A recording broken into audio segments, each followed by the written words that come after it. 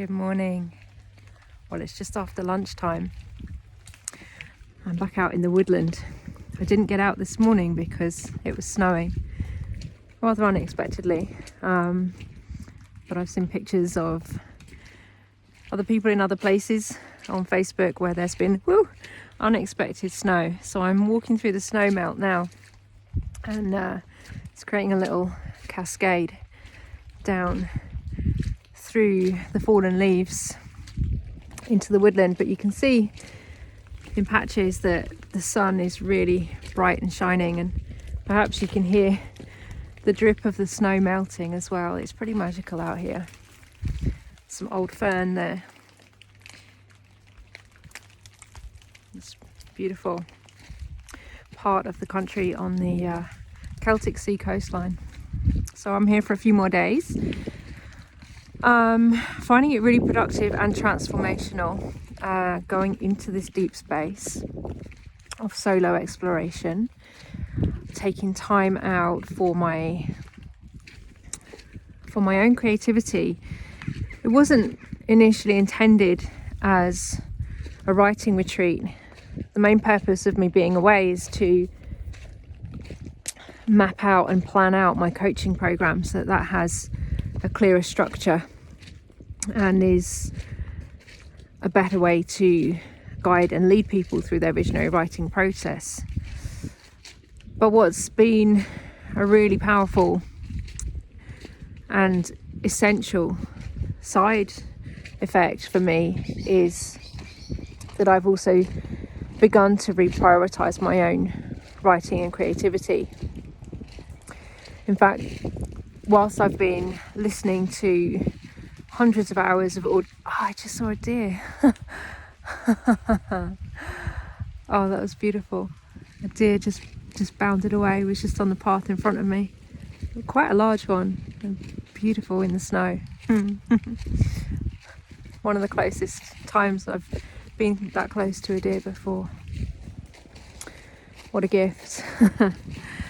I wonder what the significance of that is as I'm speaking here and reflecting on reprioritizing my own creative process, my own creativity, my own content creation.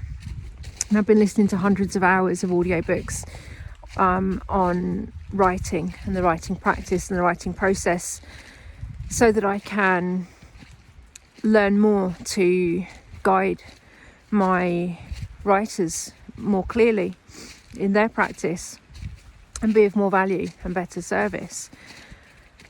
But one of the interesting outcomes of me listening to so much audio on the practice and the process of writing has been that real deep gnawing feeling that I need to be writing myself.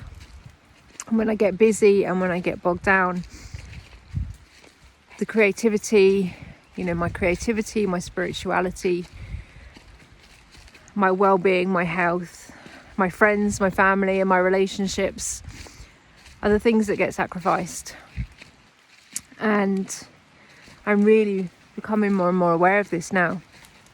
At 44, probably experiencing perimenopause, I'm really noticing that life is changing for me and my priorities are changing. So what happens, and how do I really begin to reprioritize my own writing practice and writing process? And so part of what I've been doing, as you know, is starting to dictate whilst I'm out, which gives me the added benefit of being able to move my body and get away from the screen as well. So I'm just taking a lunchtime walk. Just found an incredible little mushroom, actually. Don't know if you can see that.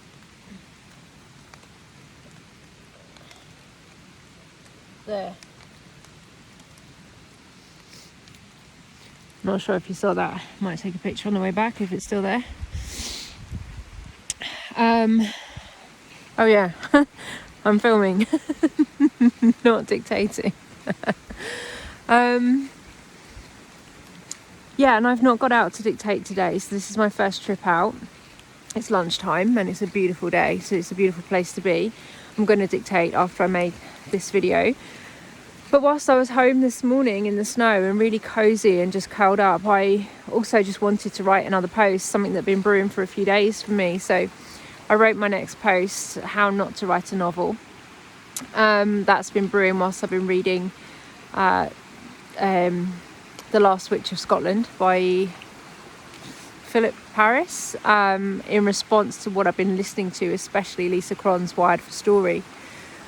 So just a moment to reflect on that process. So I was actually able to write that post, edit and publish that post in under an hour today, where I wrote that straight onto the screen, because obviously I'm more practiced at writing on the screen, and the writing comes out more clearly and more flow. So I've got other articles or chapters that I still need to edit from my dictation.